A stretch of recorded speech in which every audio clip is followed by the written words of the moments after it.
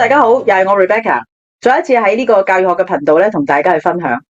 如果你有睇緊咧，我上一集嘅關於 MBTI 呢樣嘢咧，就係講緊人格嘅分析咧。我相信咧，你應該都會留意到咧，就我介紹咗佢出場啦。咁啊，MBTI 咧，即係叫周街都係。咁啊，其實我想介紹乜嘢咧？咁佢好得意嘅呢個嘅性格分析咧嘅組合咧，係由來自8個英文字母。咁今集咧就同你解釋一下，究竟佢哋係咩嚟嘅咧？咁上集輕輕提過。最得意嘅地方由開始講嘅咧，就係有2個英文字 E 同 I，extrovert、introvert， 中文係內向型、外向型。嗱 extrovert 咧就外向型嘅人，你諗到乜嘢咧？咁好明顯咧，呢啲人咧，其實佢哋嘅能源嘅支取咧係來自外邊嘅世界。咁啊，而內向型嘅人咧，佢嘅能源支取咧就係來自內心嘅世界。咁講好抽象嘅，我想俾你知道多啲乜嘢咧？咁樣其實最理想嘅諗法就係其實佢哋嗰啲人咧，如果真係行街。唔識路啦，咁問路咯，咁樣喺邊度揾啊？咁樣好得意嘅，外向型嘅人咧就即刻就梗係問人啦，見到人捉住就口在路邊啊嘛，咁樣。咁但係內向型嘅人就咩咧？自己睇 Google Map 咪得咯，咁樣。咁你就會發現咧，其實呢一個部分，你想象下咧，就係男女朋友咁樣2個人出街，咁或者係2個好朋友去旅行，你發覺好有趣嘅地方就係，咦，去到出邊嘅時候，大家問路嘅時候咧，唔使啦，唔好問啦，咁樣。最搞嘢咧就係當個 E 型人咧就嗌個 I 型人，喂，不如你去問啦，咁樣。咁就出現咗一個好明顯嘅衝突啦，因為 I 型人咧根本就覺得自己揾咪得咯，做咩要去啊咁。咁亦都當然咧，就係如果你有留意過咧，我其實 Facebook 咧已經出咗一個 post，就係講緊呢同 E 同 I 嘅人咧拍拖會係點樣咧咁樣。好得意嘅地方咧，喺我教咁多人裏邊咧，我見得最多嘅咧就係唔知點解 E 同 I 係會結婚嘅。咁啊，特別喺一時啲酒席裏邊咧，我哋都見到啲畫面好得意嘅，就係 E 型人咧就係可能係太太啦，咁啊滿場飛喎，咁啊去到咧咁人哋請你飲酒啊嘛，個個都傾得到偈嘅。但係咧個 I 型咧就係老公咧就坐喺度咧就木立咧就等開席。咁結果咧就係喺成程咧食飯嘅時候咧，你就會發現咧就係個 E 咧就係邊個都傾到偈嘅，但係 I 咧就係覺得呢件事好嘈，哎呀都係俾面派對啦咁樣，就用咗佢哋好多 energy。所以咧曾經咧喺我即係修讀呢個課程嘅時候咧，我記得一個好難忘嘅例子，就話當你唔開心嘅時候咧，你會點做啊咁樣？原來 E 型人咧就係話我梗係要搵人講啦，傾偈就最好噶啦，講晒出嚟冇事咯咁樣。但係 I 型人又點樣咧？就最好咧，就係俾我自己匿埋內化下。咁我曾經記得一個好得意嘅咧，就喺一啲即係貼圖啦，就見到啲 sticker 咧喺啲 WhatsApp 啊、Line 啊嗰啲咁樣咧，就畫咗個公仔咧，就喺窗台咧點煙，咁咧就喺度靜心喺度諗，就發現咧就係話，原來當 I 型人咧唔開心嘅時候咧，甚至乎你會見到佢哋嘈咗交，或者有啲人唔開心，你俾我靜下啦咁樣。但係調翻轉頭 E 型人咧，就係你一定要揾 friend 講下嗱，呢個其實係一個最有趣嘅地方咧，去睇 E 同 I。我諗去到呢度嘅時候咧，大家開始諗下邊樣嘢似你多啲啊？定係話你身邊嗰個？咦，我嗰個太太咪就係呢種咯，擺到明我就係 I，原來佢係 E 嘅。唉，我哋咁多年咧都係相處嘅時候咧，從來冇留意過嘅。嗱，呢個 MBTI 嘅趣味咧，由呢度開始。第二個組合，咁啊，我哋講下咧就係 S 同 N。咁佢係乜嘢咧？就係原來係實感同埋一啲直覺嘅人。嗱，你會發現諗起直覺係乜嘢咧？咁我就中意用股市嚟到舉例。好明顯咧，就係話當股市咧就上上落落噶嘛，係咪？你會問下佢買唔買好咧？咁樣 S 嘅人咧 ，sensing 嘅人咧，佢哋係點樣咧？好擺到明，一定要計 fact， 即係話佢有事實根據，梗係要睇晒啲股書啊，睇晒啲網上面嘅資料啊，係咪真係有即係唔同嘅發展咧？咁樣，哇，真係呢一期咧應該係冧緊啊，咁樣係有全部叫有根有據。但係 N 型人咧就行 intuition， 咁佢哋嘅直覺係乜嘢咧？話明直覺啊嘛，係咪？我覺得會升翻嘅，你唔好問我點解，總之我覺得佢會升翻。咁咧 S 同 N 咧又係有嘈交嘅機會啦，係咪？咁啊，當呢啲發生喺職場上面咧就好有趣啦。個上司係一個 S， 下屬係一個 N， 哇，真係大件事啦。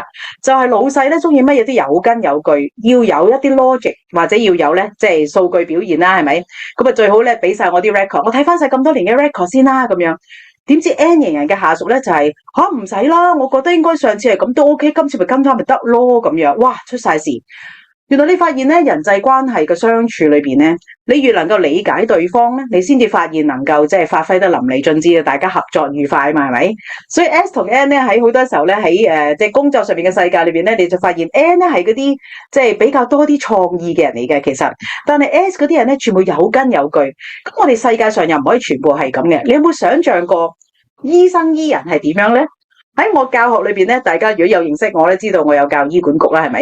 咁啊 S 型人咧就其實好多都發生喺醫管局嘅世界，因為佢哋嘅世界係咩咧？全部都要有根有據。咁就如果你諗下咧，就係走到埋去嘅時候，可能要做手術。先生，我覺得你應該都要做手術噶啦，因為我覺得你唔係好舒服啊咁。你會唔會好被說服咧？咁樣調翻轉頭咧，就係我哋講緊咧，就係可能嗰啲 N 型人係咩咧？就我教嘅同事裏邊咧，可能有啲 designer。創意無限，講 advertisement， 講廣告，佢哋都係需要有好多嘅創意嘅。咁啊，創意又點樣咧？咁樣，我記得好難忘嘅一個創意嘅例子咧，就係佢即係可能即係賣一個可樂廣告啦咁樣。咁啊，大家講汽水機咁啫嘛，咁樣。N 型人咧係能夠將個汽水機裏邊咧變成一個遊樂場，哇！佢哋嘅創意無限嘅空間咧根本冇辦法解釋嘅，簡直係天馬行空。但係偏偏咧呢個世界我哋需要兩種唔同型嘅人。所以今日我哋去到呢度嘅時候咧，你諗清楚咧，就係話其實如我哋唔係去計較住或者數算住咧別人同你嘅唔一樣，反而咧你多啲去諗下咧，喂，其實我哋有冇好好咁利用咧唔同人嘅強項弱項咧咁？特別如果係當上老闆嘅你咧，你應該去多啲去欣賞下你下屬同你嘅不一樣。好，咁啊講咗兩組字，未完噶，仲有第三組。第三組咧，我哋講緊 T 同 F， 咁佢係乜嘢咧？咁就係一啲理智同埋情感啦。哇，呢個部分仲多嘢講。我哋會睇到咧，就係理智型嘅人咧，就係樣嘢都係講緊理性化。明明咧呢件事情咧，就係可能喺解決嘅時候咧，就係原來個同事暈低咗，咦，快啲去處理啦咁樣。理性嘅人咧，就係會好希望尋根咧，理解佢究竟咩事會暈低。但係感性嘅人咧，就係哎呀，佢暈低一定好慘啦，或者係暈低之後咧，其實我哋點樣處理好啊？咁可能你會見到咧，佢處理手法裏邊咧係從感覺開始，又或者你睇到一段新聞。理性嘅人咧就會睇到咧就係原來之前 Covid 咁樣啦，咁就每日報道咧就係都係需要講嘅，即係呢個情況嘅發展咧咁。感性嘅人咧就會見到哇，喺見到電視新聞上面咧嗰啲病人咧咁樣喺瞓咗喺個醫院外邊，好慘啊咁樣。但你從來唔會見到新聞報道員咧係講緊而家我哋見到咧畫面上面出現咗咧喺我哋嘅醫院出邊見到好多病人，佢哋真係慘啦咁。你唔會見到有呢樣嘢嘅，咁就係我哋講緊咧就係原來 T 同 F 嘅分別咧真係好有趣。又發翻喺工作嘅世界裏邊咧，就係當原來我哋打電話翻嚟請病假咁樣先算啦。T 型人嘅老細咧就係即刻就會諗佢病咗啊，咁邊個代替佢做嘅嘢？咁今日點樣安排呢個工作啊？咁然之後安排好之後咧，先至去問候個同事。但係 F 型人咧就知道同事病咗咧，第一時間就會話：哎呀，唔知佢點算咧？即係睇咗醫生未啊？佢有冇唔舒服啊？係咩？原來佢跌親啊，扭親腳啊？咁佢咪實好痛咯？咁樣就行感覺先。呢個就係 T 同 F 之間嘅分別。好，最後啦，好有趣嘅地方咧就係 J 同 P。哇！呢個直情係家庭裏邊咧都常常發生嘅，就係咩咧咁樣 ？J 同 P 嘅人咧 ，J 咧就係我哋講緊係一啲系統型。而 P 咧就係啲彈性型嘅，哇！你諗都諗到咧，就係當原來我哋講緊搬屋咁先算啦，哇！咁搬屋執嘢咯，擠咯，原來我就發現咧，我身邊有個朋友咧，好典型嘅 J 啊，哇！佢屋企咧，你知道而家電腦啦，係咪？所有啲電線咧，從來唔會露出嚟，你唔會見到佢擺邊，係非常之整齊嘅。喺佢入屋嘅之前咧，其實佢已經喺裝修嘅工人已經講定晒，我一定要邊度啲線入晒去，我要全部都有系統嘅，駁好晒啲線。但係彈性嘅 P 型人咧，我唔緊要啦，即係將嗰啲電掣擺喺外邊都我 OK 啊，我隨時喺呢度插下嗰度插下啊嘛，咁樣係咪？咁就你會發現咧，就係佢哋嘅彈性處理亦都衍生咗一個問題，就係如果你諗下兩夫婦咧，一個 J 一個 P 咧，就會好多時都係嘈交嘅開始。你可唔可以執下嘢㗎？你啲嘢係咪似都隨便擺嘅咩咁樣？咁啊喺 J 型人嘅世界咧裏邊咧 ，disorder 即係啲嘢擺到亂晒咧，係會令佢着火嘅。咁而 P 型人咧就係偏偏咧就係對於佢嚟講就係冇所謂啦，隨手攞到咪得咯，咁啊擺翻喺度得噶啦，下次我記得噶啦咁。其實你想象到呢啲畫面咧，好明顯出現咗一隻人嘅不一樣。嗱，今日咧我同大家去用呢個8個字去解釋完之後咧，你約略可能對呢4組嘅咧開始有啲認識。我想你諗乜嘢咧咁？更加希望能夠大家開始諗下咧，原來 MBTI 嘅組合咧，正正就係由呢8個字咧變成10種性格。佢發生咩事啊？咁樣咁咪就係每一個字抽一個英文字咯，咁樣咁嚟簡單嚟講 ，ISTJ 啊、ESTJ 啊咁，啱啱偏偏喺中間裏邊有少少1-2個英文字母嘅不一樣咧，就會衍生咗完全唔同嘅效果。咁當然由於咧就係我哋都有啲叫兩極化嘅部分咧，例如話全外向型嘅人咧，裏邊都有 E 乜乜乜，跟住就有可能有啲 I 乜乜乜，咁啊只係三個字都一樣，淨係 E 同 I 嘅分別咧，喺裏邊最有趣味嘅地方就係我哋點樣睇咧，就係去接受咧，原來外向型嘅人都係好有 logic 嘅，又會係點樣咧？如果外向型嘅人就好有創意，又會變成點咧？咁嗱，呢個就係佢嘅個中嘅最有趣嘅地方。去到呢度嘅時候咧，我都唔長氣啦。咁啊，每一種型咧，其實都有佢發揮嘅空間。就容讓我咧去繼續製作下咧，就喺抄下資料先。咁啊，下一次再翻嚟見你嘅時候咧，應該就會係再錄影下咧唔同嘅4個英文字母組合，究竟對你有咩關係咧？咁最明顯咧，我俾定一個心理準備啊。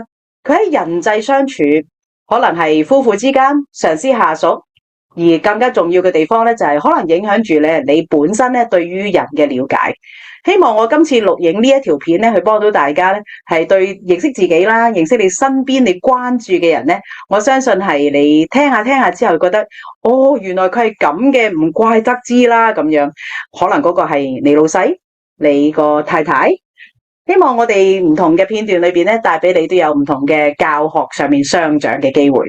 錄到呢度先，咁我哋下一條片翻嚟再傾過，拜拜。